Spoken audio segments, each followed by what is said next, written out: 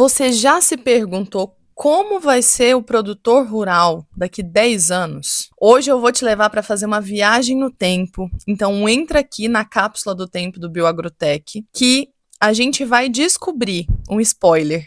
Que ele vai ser meio agricultor, meio cientista, meio programador. Tá, Isabela, mas e os biológicos? Eles vão estar no centro dessa transformação toda. Se você ainda não me conhece, eu me chamo Isabela Tavares, sou biotecnologista e entomologista, e esse é o seu podcast que descomplica o mundo dos produtos biológicos. Então vamos lá. Pessoal, a agricultura, ela tá mudando rápido e todo mundo sabe disso. A Embrapa fez um estudo chamado Visão 2030. Vocês já viram? Sobre o futuro da agricultura brasileira? E uma coisa ficou bem clara. O produtor do futuro, ele não é só quem planta e colhe. Ele analisa os dados, ele é muito mais atento com o que ele adiciona de micro-organismo no campo e ele vai conseguir monitorar o solo em tempo real. E os biológicos? Eles vão deixar de ser produtos alternativos, a gente chama de perfumaria, né? Muito engraçado, porque você chega no campo e o produtor fala que é a última coisa que ele compra, como se fosse a perfumaria mesmo. Ele deixa por último. O que não deveria ser, né? A gente já sabe disso pelo histórico do podcast. A quantidade de micro-organismos que estão aí para auxiliar e trazer um diferencial para o nosso solo, que é o nosso maior bem precioso, porque sem o solo saudável a gente não consegue produzir de uma forma equilibrada e obviamente que vai trazer benefício financeiro, né? Enfim, os biológicos vão ser a estratégia central e nesse episódio eu vou mostrar como é que essa transformação ela tá acontecendo e o que vocês vão precisar fazer também para não ficar para trás. No final, na dica da semana, eu vou comentar sobre o primeiro passo dessa jornada. Eu não vou falar para vocês que tudo são flores, porque me preocupa um pouco que eu escuto algumas pessoas comentarem sobre o futuro em relação a micro-organismos, que o produtor vai produzir muita coisa na fazenda. Mas assim, a gente sabe que tem uma complicação em relação a uma assistência técnica qualificada, um controle de qualidade rigoroso, análises laboratoriais, porque senão ele vira um caldo, né, de contaminação, em vez de ser um biológico eficaz.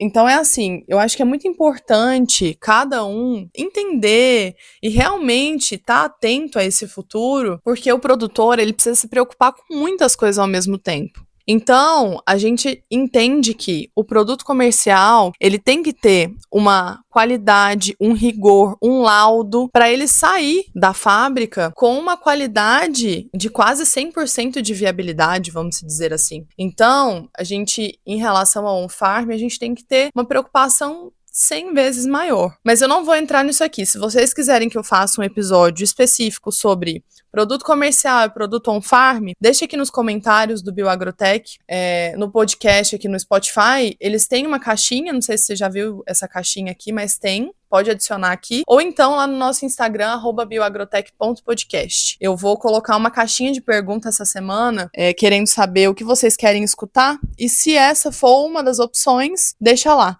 Tá bom? Então eu acredito que no futuro a engenharia genética, o microbioma, eles vão estar muito mais avançados e o produtor vai ter esse suporte e essa versatilidade de escolha em tempo real. Inclusive a gente tem um episódio sobre isso que eu falo sobre engenharia genética, sobre microbioma, até as análises também de bioas, metagenômica, dá uma escutada nesse episódio. Agora eu não me lembro certinho qual é.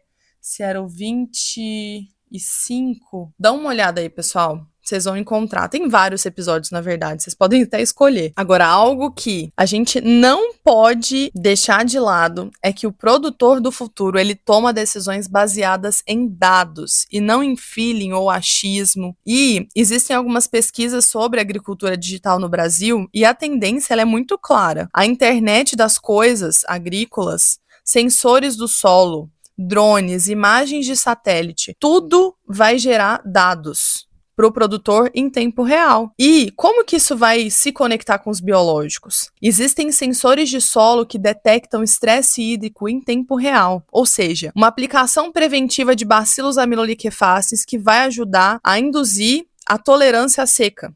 induzir a planta, né, a esse tipo de tolerância. Um drone que identifica início de uma doença fúngica, aplicação localizada de Trichoderma asperellum, por exemplo, só onde precisa e vai ter mais economia de produto. Imagina isso, uma análise de microbioma do solo que vai indicar uma decisão de quais micro-organismos a gente vai aplicar baseado na comunidade microbiana, e isso já existe, tá? Essa análise. Mas isso tudo vai estar integrado com sensor de solo, com drone, com satélite. Então, ele vai conseguir acessar isso pelo tablet, pelo celular, pelo computador, de uma forma muito mais fácil. Hoje, a gente sabe que grande parte das fazendas, elas pegam o celular ou tem um Wi-Fi ali que é mais fácil de conectar. E antigamente, há 10 anos atrás, isso era muito raro. Hoje, há 10 anos, né, no futuro, a gente sabe que isso é algo comum. E assim, já existem ferramentas digitais específicas para a gestão de biológicos. Alguns aplicativos, mas isso é muito mais focado para químico, né, isso a gente não pode negar, que eles conseguem calcular a dose ideal baseada na temperatura, umidade prevista ali, né, no dia ou na semana de aplicação. Sistemas que conseguem rastrear lotes de produtos desde a produção até a aplicação. Eu não sei se vocês conhecem isso, mas isso se chama blockchain. E o blockchain da cadeia agro está muito maior. Por quê? Existem plataformas que conseguem conectar o que foi plantado ali, aquela soja, através de um lote, né, de uma data, a gente consegue rastrear exatamente até o fim, até a colheita. Então, assim, hoje já existe isso, imagina daqui 10 anos. E como isso vai estar conectado com os produtos biológicos também. A gente vai nessas palestras e escuta muito, né? Agricultura 4.0, hoje já falam de agricultura 5.0, Smart Agriculture. Todos esses termos, eles indicam que a agricultura, ela está em efervescência, realmente. E o produtor do futuro, ele não usa essas tecnologias de forma separada. Ele vai integrar os dados do campo com os dados de biológico, com o manejo, com o mercado. Então, tudo vai se conversar. Um exemplo prático. O produtor, ele monitora a população de nematóides, vamos supor, com análise de solo digital, um sistema de alerta quando as populações sobem e automaticamente sugere uma aplicação de Pocônia clamidóspora, por exemplo, com bacilos firmos nas áreas mapeadas. Pocônia para pegar os ovos de nematóide e bacilos firmos para formar aquele filme de proteção na raiz que reduz a atração de nematóide. A gente já conversou sobre isso no episódio de bacilos, então corre lá para escutar. Então, após as aplicações, os sensores eles vão monitorar essa população, se reduziu, se manteve, se aumentou, e o sistema vai registrar essa eficácia dessa aplicação. Na próxima safra, a inteligência artificial vai sugerir para ele ajustes baseados no histórico, porque assim, eu não sei vocês, né? Eu vou me colocar aqui agora como consultora e não como produtora. A gente chega na fazenda e pergunta pro produtor: o que você tem de histórico? Ah, eu sei que ali naquela área, ali naquele talhão,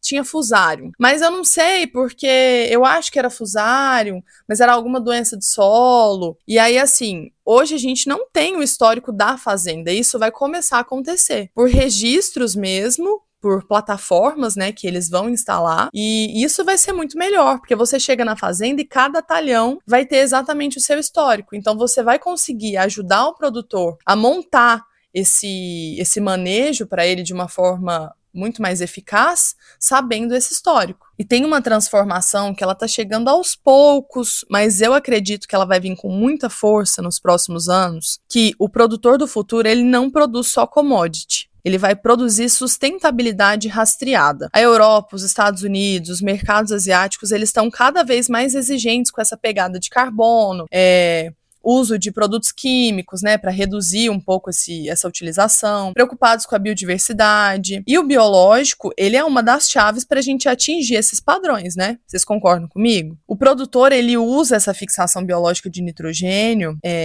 no futuro, né, pensando no futuro, ele vai conseguir essa certificação de baixa emissão. E ele vai conseguir documentar usando esse biocontrole para acessar mercados premium, com até 30% a mais no preço daquela commodity que ele vai vender. Na COP29, o Brasil ele foi nomeado como líder mundial de biofertilizantes e biodefensivos. Isso já é uma vantagem competitiva internacional. Então imagine para o futuro. Vocês devem estar ouvindo muito sobre crédito de carbono, mercado de crédito de carbono, que o produtor ele vai conseguir reduzir as emissões com o uso de biológicos para poder gerar créditos, vender, enfim, ter descontos em relação a juros, né? Hoje em dia até existem alguns programas de pagamento por serviços ambientais, mas eles não são muito disseminados e eles ainda precisam de alguma estruturação. Por exemplo, o plano ABC+, com juros menores para quem adota tecnologias sustentáveis. O produtor do futuro, ele vai entender que o biológico ele não é só um custo, ele é um ativo financeiro, ele vai abrir portas, ele vai gerar receitas alternativas, ele vai reduzir riscos. E essa questão unida com a rastreabilidade vai trazer um mundo totalmente diferente, em que todo mundo vai ter que se encaixar. Porque essa rastreabilidade hoje, ela é feita por QR Code, por exemplo, na embalagem que vai mostrar para o consumidor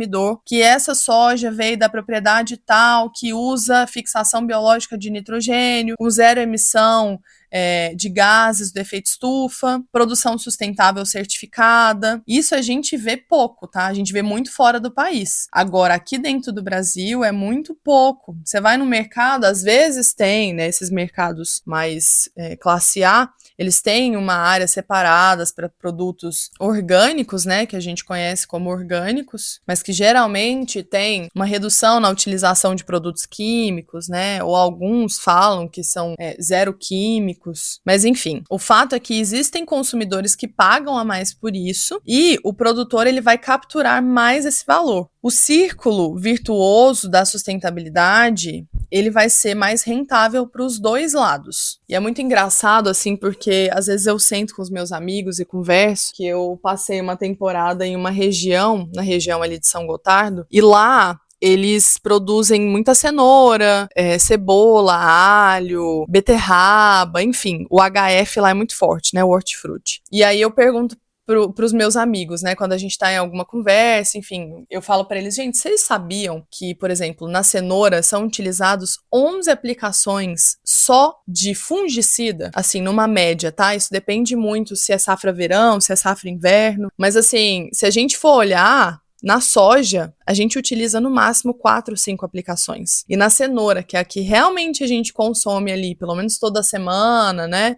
Se você for uma pessoa de salada, enfim. É algo preocupante, não é? Você não se preocuparia? Então é algo que a gente não sabe. Então, se a gente instaurar esse tipo de blockchain, esse tipo de análise, né, e der mais valor para o produtor que utiliza menos químico, e é o que realmente vai acontecer no futuro, pelo menos na minha visão, a gente vai abrir espaço para uma melhora na agricultura no sentido de utilização dos produtos biológicos. E outra coisa que eu queria perguntar para vocês já chegaram em algum produtor ou se você é produtor, né? Mas várias vezes eu cheguei na fazenda e perguntei: por que você tá usando esse produto biológico? Porque meu vizinho usa. Porque meu sobrinho vende. Tá, mas você tá usando por quê? Você sabe por que ele te passou? Qual que é o manejo que ele... não, eu sei que esse aqui é para nematóide, mas eu não sei exatamente para que é, não. Então, assim, o futuro também, ele vai ter uma tendência forte de grupos, eu não sei se grupos do WhatsApp, não sei como é que vai estar daqui 10 anos, né? Mas de troca de experiências com biológicos, dias de campo virtuais transmitidos ao vivo, porque existe essa tendência dessa convergência técnico-científica, né? Que é a integração de conhecimentos que vão gerar inovações. Por exemplo, um produtor testa purpuricínio liláceo em soja para nematóide, para ovos, né, de nematóide. Ele vai compartilhar o resultado ali em tempo real com o produtor B, que aplica feijão, aí ele fala, opa, eu também tô tendo problema aqui no feijão. Aí ele valida isso, aí o produtor C, ele vai otimizar a dose. Pessoal, eu percebi aqui que, na verdade, a dose melhor, pelo menos aqui na minha área, foi tal. Então, vai ter uma rede interna, integrada, né, que vai aprender muito mais rápido do que qualquer produtor sozinho. Porque, infelizmente, no campo hoje, a gente tem muita falta de informação. Ou até mesmo pior, a desinformação. Então, acredito eu que, daqui 10 anos, isso vai se transformar drasticamente. Então, resumindo, o produtor do futuro ele vai ser cientista, que ele vai produzir conhecimento, ficar inteirado em relação ao que é conídeo, ao que é endósporo, por que ele utiliza nesse horário, nessa dosagem, ele vai entender, e não alguém que vai passar para ele, ele vai simplesmente aceitar. Ele vai estar conectado, porque ele vai usar dados, sensores, inteligência artificial para tomar decisões. Ele vai ser estrategista, porque ele vai ver o biológico como diferencial do mercado e não como um custo ou algo a mais para ser utilizado. Ele é colaborativo, ele vai aprender em rede e vai compartilhar conhecimento também. E principalmente, ele vai ser lucrativo e sustentável ao mesmo tempo. Essa que é a grande sacada. E entrando para a dica da semana, uma das primeiras ações para vocês entrarem nessa jornada é mapear, por exemplo, o microbioma do solo da fazenda. Fazer uma análise de solo, não só para observar o NPK, o químico, mas a população de bactéria que está ali. Os fungos, a diversidade microbiana. Várias empresas hoje, elas trabalham com laboratórios que oferecem esses serviços. E o que você vai observar? Se você é consultor, se você está na fazenda, pede para o seu produtor se ele já fez esse tipo de análise e observa nessas análises quais micro-organismos benéficos estão lá, onde tem a deficiência microbiana e por quê, quais os biológicos vão funcionar melhor nessa área, montar um manejo baseado nisso. É um tipo de hemograma, por exemplo, completo antes de começar esse tratamento, né? As decisões básicas de diagnóstico que não vão ser achismo. Se você tem acesso a essa análise, faz e me conta aqui. Me conta nos comentários ou me conta no direct lá do Instagram, que eu vou adorar saber esses resultados e, com o maior prazer, eu posso auxiliar vocês no que eu puder. Então, acho que o Bioagrotech, ela sempre teve essa ideia, né, esse podcast, de integrar a ciência com o campo e, enfim, eu acho que essa é uma das melhores coisas que a comunicação, que as redes sociais fazem pra gente. Então, utilizem. E a outra dica é que já existem alguns softwares que você consegue adicionar inteligência artificial e ela vai auxiliar você em tudo que você faz na fazenda. Por exemplo, não sei se vocês conhecem, mas o ChatGPT, praticamente todo mundo conhece. O Claude AI, que é da Anthropic, que é uma empresa, assim, que particularmente é um dos melhores softwares aí de inteligência artificial, que eu utilizo bastante para me ajudar com planilhas, com tudo, até com a loja que eu tenho, que é a Libellum. Inclusive, vocês do podcast vão ter 10% de desconto com o cupom BioAgrotech, do jeitinho que tá escrito aqui mesmo. E o Manus também, ele é muito bom para auxiliar em relação a pesquisas, e você mostra a base de dados para ele, que você quer que ele busque. Então, assim, hoje a inteligência artificial, ela tá aí para auxiliar a gente, então utilizem. Obviamente de uma forma consciente, mas utilizem, porque o produtor do futuro ele já está conectado nisso tudo. Espero que vocês tenham gostado. Corre lá no nosso Instagram para ver o mapa mental. E eu espero você semana que vem. Tchau, tchau!